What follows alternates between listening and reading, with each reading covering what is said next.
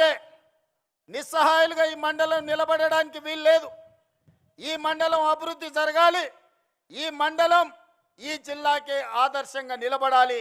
అందుకే ఉప ముఖ్యమంత్రి గారికి ప్రత్యేకంగా నేను విజ్ఞప్తి చేస్తున్నా, ఈ మండలాన్ని మీరు దత్తత తీసుకొని ఇక్కడ జరగాల్సిన అభివృద్ధి కార్యక్రమాలను మీరు నిరంతరం నా మిత్రుడిగా పర్యవేక్షించాల్సిన బాధ్యత మీరు తీసుకోండి అని చెప్పి నేను కోరుకుంటున్నా. ఇంతకంటే ఈ ప్రజలకు నేను చేయగలిగింది ఏమీ లేదు. నాకు బాధ్యత వచ్చి ఉండొచ్చు, నేను ఎమ్మెల్సీ అయి ఉండొచ్చు, 2 సార్లు ఎమ్మెల్యే అయి ఉండొచ్చు, ఒకసారి పార్లమెంట్ సభ్యుడు అయి ఉండొచ్చు, Congress party working president, Congress party president, ఈనాడు మీ అందరి సహకారంతో తెలంగాణ రాష్ట్ర ముఖ్యమంత్రిగా బాధ్యతలు నిర్వహిస్తున్నా. ఇంతకంటే ఈ రాష్ట్రంలో కాంగ్రెస్ పార్టీ దగ్గర, తెలంగాణ ప్రజల దగ్గర నాకు అవకాశం ఇవ్వడానికి, నాతో పనులు చేయించడానికి వాళ్ళ దగ్గర ఇంకా ఏమీ లేదు ఇవ్వడానికి. వాళ్ళు ఉన్నదంతా సర్వం నాకు ఇచ్చిండ్రు, ఇవాళ నన్ను పెంచి పోషించిండ్రు. అందుకే ఆనాడు మొక్క నాటిన ఈ మండలానికి మిడ్జిల్ని తీర్చిదిద్దాల్సిన బాధ్యత నా మీద ఉన్నది. వీళ్ళ సోదరుడుగా ఈ మండలాన్ని అభివృద్ధి పదం వైపు నడిపించాల్సిన అభివృద్ధి చెందిన మండలంగా, ఇది డార్క్ మండలం కాదు. ఈ ప్రాంత ప్రజలకి వెలుగు రేఖలు వచ్చినాయి, ఈ ప్రాంతం అభివృద్ధి చెందింది అని చెప్పి ప్రభుత్వ లెక్కలలో తేలాలి. దానికి మీ వంతు సహకారం కావాలి అని చెప్పి మిత్రుడు బట్టి విక్రమార్క గారికి నేను విజ్ఞప్తి చేస్తున్నా. మిత్రులారా, మీరు ఆలోచన చేయండి. ఎమ్మెల్సీగా, ఎమ్మెల్యేగా 2 సార్లు, పార్లమెంట్ సభ్యుడిగా ఈ 20 సంవత్సరాలు 2006 జూలై 4న మీరు బాధ్యత ఇస్తే 20 ఏళ్లలో ఏ ఒక్కరోజు నేను సెలవు తీసుకోలే.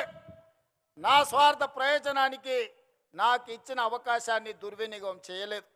ఏది చేసినా ప్రతిపక్షంలో ఉంటే ప్రశ్నించే గొంతునై ప్రజా సమస్యల కోసం కొట్లాడిన, అధికారం వస్తే పరిపాలనలో సంక్షేమంతో పాటు అభివృద్ధితో పాటు దీర్ఘకాలికంగా సమాజాన్ని పట్టి పీడిస్తున్న సమస్యల్ని శాశ్వత పరిష్కారం చూపించే ప్రయత్నం చేసిన.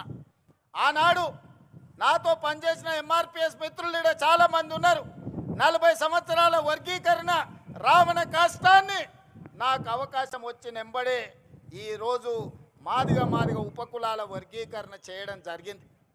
అదేవిధంగా మా బలైన వర్గాల సోదరులు, గొర్రెలకు, బర్రెలకు, చివరికి కోడి పిల్లలకు కూడా ఈ రాష్ట్రంలో, ఈ దేశంలో లెక్కలు ఉన్నాయి. మరి 50% ఉండే మా బలహీన వర్గాల లెక్కలు ఈ దేశంలో ఎందుకు పెట్టరు, ఎందుకు లెక్క గట్టరు అని అడిగితే 100 ఏండ్ల సమస్య. ఆనాడు 1931 బ్రిటిషర్స్ లెక్క పెడితే 100 ఏండ్ల బలహీన వర్గాల లెక్కలు పెట్టిన ప్రభుత్వమే లేదు. మా మిత్రుడు బట్టి విక్రమార్క గారి నేతృత్వంలో 100 ఏండ్ల సమస్యకు జనగణనలో కులగణన చేసి ఎవరు ఎంతున్నారో లెక్క తేల్చడమే కాదు, లెక్క ప్రకారం వాళ్ళ వాటాలు వాళ్ళకి ఇవ్వాలి, వాళ్ళ సంక్షేమం, వాళ్ళ అభివృద్ధి వాళ్ళకి చేర్చాలి అని ఆ సమస్యకు శాశ్వత పరిష్కారం చూపించింది మన ప్రభుత్వం, ప్రజా ప్రభుత్వం. మిత్రులారా, మీరు అవకాశం ఇచ్చినందుకు ఈ దీర్ఘకాలికమైన సమస్యల్ని మనం పరిష్కరించుకోగలిగినాం. చాలామంది ఏం చేస్తాడయ్యా, అచ్చంపేట అడవుల్లో నుంచి వచ్చిండు, ఆయన గతం అనుభవం లేదు, ఆయన ప్రభుత్వాన్ని నడపలేదు, వాళ్ళ తాత ముత్తాతలు దొరలు కాదు, వాళ్ళ గడీలు లేవు, ప్రజల మీద పెత్తనం చెలాయించేది ఆయనకు రాదు అని అవహేళన చేసిరు. నేను ఒక్క మాట చెప్పదలుచుకున్న ఈ వేదిక మీద నుంచి, నేను పుట్టింది గ్రామంలో అన్ని కులాలు, అన్ని మతాలను, అన్ని సమస్యల్ని, ప్రతి పేదవాడి కష్టాన్ని చూసుకుంటూనే నేను పెరిగిన. వ్యవసాయం తెలుసు, దుక్కి దున్నడం తెలుసు, ఇత్తనం వేయడం తెలుసు, భూమికి విత్తనానికి ఉన్న బంధం ఏందో పేదవాడికి, పరిపాలన చేసేవాడికి ఉండవలసిన అవగాహన ఏదో అవగాహనతోని గ్రామీణ ప్రాంతంలో పెరిగిన. రాష్ట్రం అంటే, దేశం అంటే ఎక్కడో లేదు, గ్రామాల సమూహమే తెలంగాణ రాష్ట్రం. 12,000 పైచలకు గ్రామ పంచాయతీలు అంటేనే తెలంగాణ రాష్ట్రం.